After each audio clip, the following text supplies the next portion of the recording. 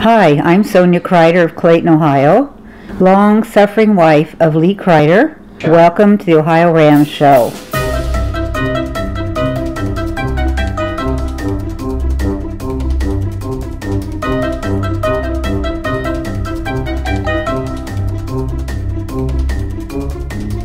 Well, thank you, Sonia, for that lovely introduction. When I asked you to do this, I wasn't sure you would. I am her husband who causes her to be long-suffering, Lee Kreider, the host of this show. The OhioRAAM show is a show about cycling and ultracycling. It comes to you 3 times a month on the 7th, the 17th, and the 27th of each month. However, as we approach the holiday season here in the United States, we will have no show on the 27th of November because that is our big Thanksgiving weekend. And also we'll have no show on December the 27th over the Christmas New Year's holiday.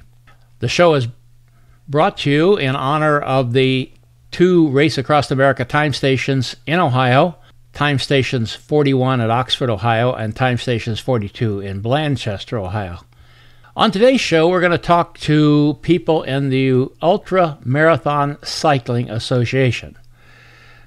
Some of you know what it's all about. Some of you know a little bit about what it's about. I have known almost nothing about it until the last couple of years, and I was very happy to get some people here on the show who can talk about it. We're going to have Paul Carpenter, who at the time this was recorded was the president of the association. He has since retired from that task. And we're also going to be talking to Drew Clark, who holds the record section together by keeping track of all the many records that are set by ultra cyclists. Oh, I do need to say that this was done back in January when the Google streaming service seemed to be having lots of problems. You'll see some problems with this show. I'm happy to say that the recordings I've been doing here of late in the fall of 2016, with the changes they made, they seem to improve the service quite a bit. Well, let's keep our fingers crossed. Let's knock on wood and hope that that's the truth, because I was getting a little frustrated, but it seems like it's improved, and we're glad for that. In the changeover, elections are going on. We're happy to tell you that our good friend Sue Pillinger of St. Albans, England, has taken over the job as the webmaster and the one who publishes and makes sure you know about all those records that Drew Clark keeps. And with that, we're simply going to go out to Paul Carpenter in California and learn more about the Ultra Marathon Cycling Association.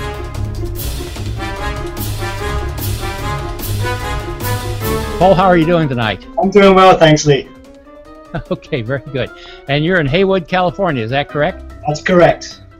And I believe you're president of the UMCA, is that correct? It is. I have that distinct pleasure right now, yes. Well, I should say Ultra Marathon Cycling Association, because there might be people who don't know what UMCA stands for. I started this, and this show started around the Race Across America, and that's what I knew and understood, and it's only been gradually that I've become more and more aware of the UMCA and what it does. And I have to say that John Foote with Ultra Race News has been one of my educators. Thank you, John, for that. I've been more and more interested in that, and the show has taken that turn as well. I'm glad to have you on board. And then we're going to go to Colorado, where we have Drew Clark. Yes, I'm here, Lee. I'm delighted to be with you here. Well, we're delighted to have both of you here. We hope to have Doug Hoffman in here, but for whatever reason, he's not at the moment. Maybe he'll join us later, who knows.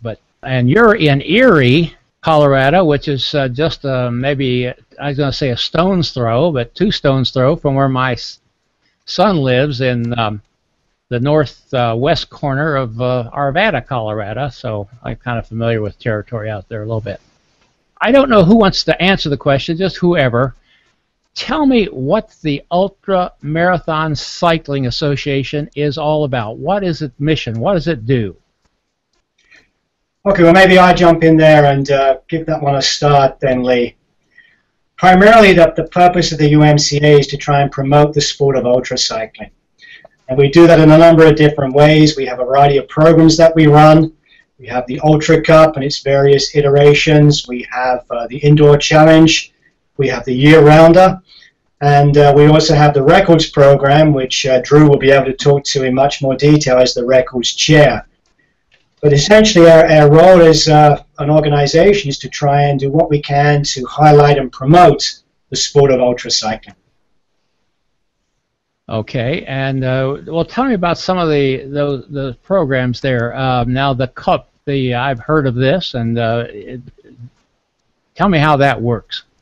Okay, well, right now we call it the World Cup of Ultracycling. It's had a variety of different names over the years, but essentially the idea is that members take part in a number of different races that are listed on our calendar and accrue points, and that at the end of the year we tally those points up to see who wins the various categories, and we have categories for male, female riders, we have categories by age group, and we also have some categories by platform, standard bike versus recumbent bike. And then we also have the overall World Cup of Ultracycling champion as well. Within that, we also have a variety of challenges, so you can also take part in either a 6, 12, or 24-hour challenge. And so oftentimes what we'll have is there may be a number of designated races that comprise the 24-hour challenge. So typically the rider that has the highest accrued mileage over 3 of those 24-hour races would win the 24-hour challenge. Okay. And a few years ago, we did start the 500-mile series challenge. So there, the challenge is for riders to ride 1 or more 500-mile races, and again, accrue points towards the 500-mile series challenge. And I understand, Drew, you're the record keeper who keeps track of all this data. Well, only in the records program. I am the chairman of the records program. Okay. And that's totally separate from the Cup program. The Okay. Cup really encompasses competitive races. The records program is almost universally solo attempts to break a record of some sort or other. And we have several categories for that. Let's get in. State records. Yeah, let's get into that in just a little bit here, Drew. I want to get into that in depth, but I'd like to go back and talk a little more about some. Now, you have races that you certify as going toward the Cup and getting points. Is that correct? That's correct. Again, it depends upon how you exactly want to sort of talk about issues of certification or sanctioning. What we try and do is we work with race directors and encourage them to put their races on our calendar. And each particular race, the race director has a lot of latitude in terms of how they run their event. We have some general rules with respect to the Ultracycling Cup competition, ask the race directors to adhere to. But each particular race director can actually set up their race in different ways to account for the local circumstances, the local context. So in a sense, we don't officiate those events. That's done by the race director on site. We essentially put the races on the calendar, and then we coordinate and organize the competition around that. So Mark Newsom is our database expert, and he collects all the results from the race directors and then posts the results up on the UMCA website. We're here in Ohio, and we're very familiar with Calvin's Challenge, which I believe is one of the races that you're back with us now, Drew. Picture and everything. So yeah, my phone was running low on power. I had to go get a charger cord. Oh, okay, that happens to all of us. You work with Larry and Christine Graham here, and that is a race, and people earn points in that race as you have approved it. Is that correct? That's correct, yes. And I believe this year it was considered the National 12-Hour Challenge, was it not? Yeah, the championship, the UMC National 12-Hour Championship, yes. You don't actually sponsor races yourself, do you? Correct. How long has the Ultramarathon Cycling Association been in existence, Paul? Do you know? It was founded in 1980 by, I believe it was Lon Horderman and also Michael Shermer and John Marino. The icons of ultracycling. Correct, yes. we had Lon on not too long ago. He was very gracious to come on and tell us some of the beginning times of the race across America and some of the pains they went through. Let's then go to Drew, and I've been interested now. What you do is the records for what we call the cross-state, or your new program of capital to capital. Is that what you do? Yes, that's correct. We have several categories of races or records for which we will certify records. We have cross-state, cross-country, capital to capital. Then we have fixed time record attempts, 12-hour, 24-hour. And we have fixed distance record attempts at 100 miles, 200 miles, and 1,000 K. The other program, Drew, that I think is relatively new, isn't it, is your capital to capital? Yes, that's not actually a separate program. It's just a new category for a record within the records program. So you can ride from any state capital to state capital, or any country capital to country capital. That's more common in Europe, of course. But the newest addition is what we call the hammer, and that's the record for the most miles in a year, and that's garnered a lot of attention this year. There were actually 4 riders. 2 of them dropped out along the way due to various challenges. Steve Abraham actually started first. He completed his year. He will get a certified UMCA record in somewhere in the range of 60-some thousand miles. Kurt Siervogel just finished his ride, and he will get a certified record, and I believe his final number is going to be 76,076 miles. Let's say I wanted to set a record across Ohio, across Indiana, something like that. You have certain points, don't you, that you would expect me to touch, both at either side of them. Isn't that correct? Yes, the cross-state record must go from existing endpoints. So the rider can choose any route in between. They just have to use the established endpoints. Every state gets a set of north-south endpoints and a set of east-west endpoints. A couple of states, due to their unique geography, such as California and Texas, get more than one set of endpoints. But otherwise, every state gets one pair of endpoints north-south and one pair east-west, and the rider has to go any route they wish between those 2 endpoints. If someone wants to do this, what do they have to do to make sure that it's going to be an authenticated record, Drew? All of those attempts require officiating. They must be observed in their entirety by an official. And that's true for all of our records, with the exception of Hammer, the record for the year's mileage. And due to the logistics, it would be virtually impossible to conduct that record and observe it day in and day out with an official. So we've set up a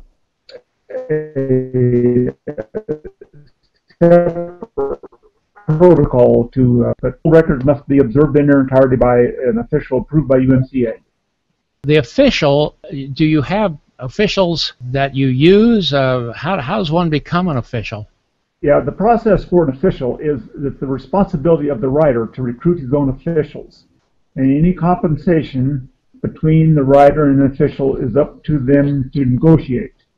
But the rider or the official must take a test on the rules and must be approved by me. Most people find a bicycling friend of theirs who's bike knowledgeable and get them qualified to be an official. Okay, now on a longer race, over more than 24 hours or something like that, you might need more than one, wouldn't you? Exactly. 24 hours is the cutoff. If the temp is going to go over 24 hours, they will need at least 2 officials. What does this official do then, Drew? Well, the official must follow in the follow vehicle, right behind the rider for the entirety of the temp, and make sure all the rules are followed. The primary function of the official is to, in enforcing rules, is the safety of the rider. That's if you were to read through the rules packet, you would find out pretty quickly that that is the prime focus of the rules, safety of the rider. But then, of course, they must verify, start point, end point, time. We also have different venues. For example, the 100-mile, 200-mile record attempt can be done on a road course that is surveyed, or on a track, indoor or outdoor. You can imagine, say, an indoor velodrome for 100 miles or 200 miles or even 1,000 K, there's going to be a lot of laps involved. So timekeeping is a major duty of the officials for an attempt like that. Fairly recently, Valerio Zamboni did a capital-to-capital in Europe from, I believe, Monaco to San Marino, was it? Yeah. Sometimes I don't think people realize how much time and effort that goes into that, so we're truly appreciative of the efforts he puts in for that, because Drew, like the rest of the board members, we're all volunteers. Also, Marie Handrahan also helps out Drew from time to time with that, I believe, and Drew can probably talk a little bit more about Marie's involvement as well. Now, Drew, on the capital-to-capital program, I got to thinking about that. How do you determine the beginning and end points? Is it the Capitol building? You have spots in these places, and there'd be so many options. It seems to me like it'd be a massive thing to keep under control. There would be a lot of options, so we simply define those endpoints to be the respective state capitol buildings. I was talking to somebody about this a while back, and I said, well, I might try Italy to the Vatican City, which would be about 3 miles, but it does have to be a certain distance, doesn't it? Actually, there's no minimum distance. Many years ago, we did have a minimum distance for record attendance, but interesting fact of geography, I think it was like a 150-mile minimum for records, but that left out states like Rhode Island. So we decided, for my tenure as record chair, that every state deserved its record. So Rhode Island is 5 miles across, so there's no minimum for a record attendance. Drew, do you have how many of these a year do you handle? I mean, it seems to me that when I look at the records, I see quite a few. Yeah, typically more than 50 a year. And for example, we have one writer, Jerry Edelman, who has consistently, for many years now, gone to records, and he personally has, I think, over 100 records now. He's gotten every state he can. He's got some foreign countries. He just made it his mission to get as many records as he can, and he just pile them up.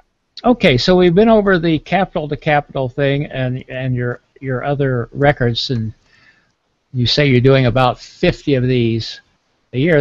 That probably keeps you pretty busy, doesn't it? Yeah, it takes a lot of time. The ones that take more time are the track attempts. Quite a bit of calculation.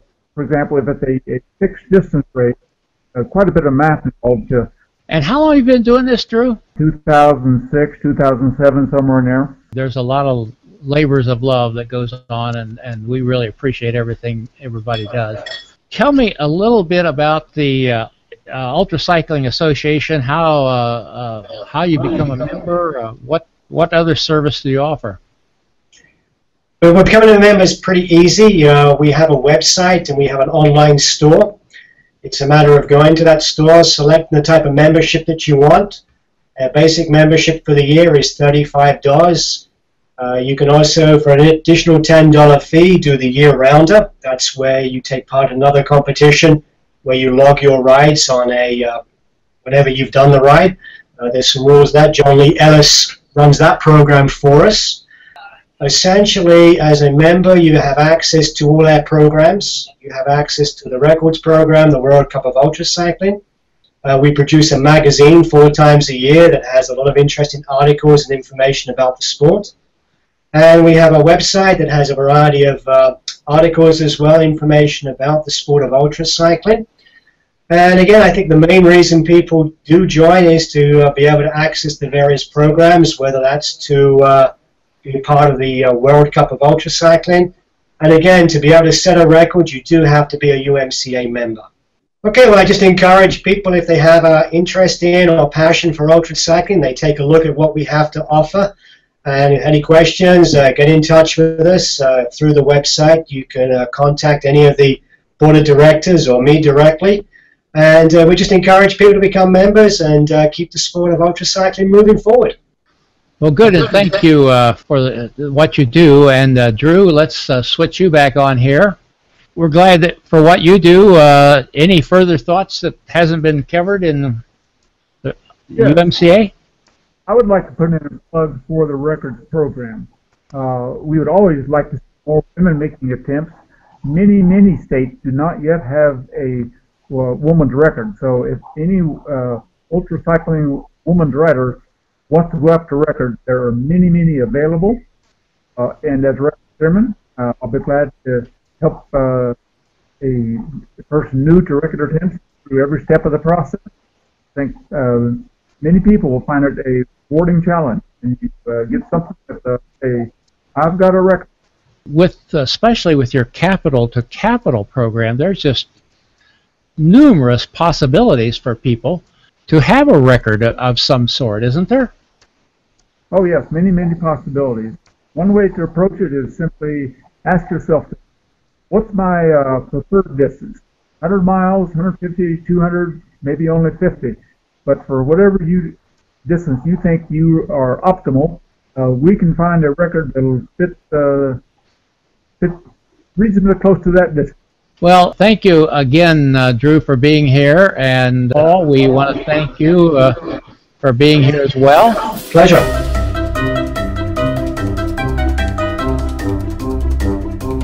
Well, thanks, Paul and Drew, for taking your time to be with us and to explain more about the Ultra Marathon Cycling Association, what it does.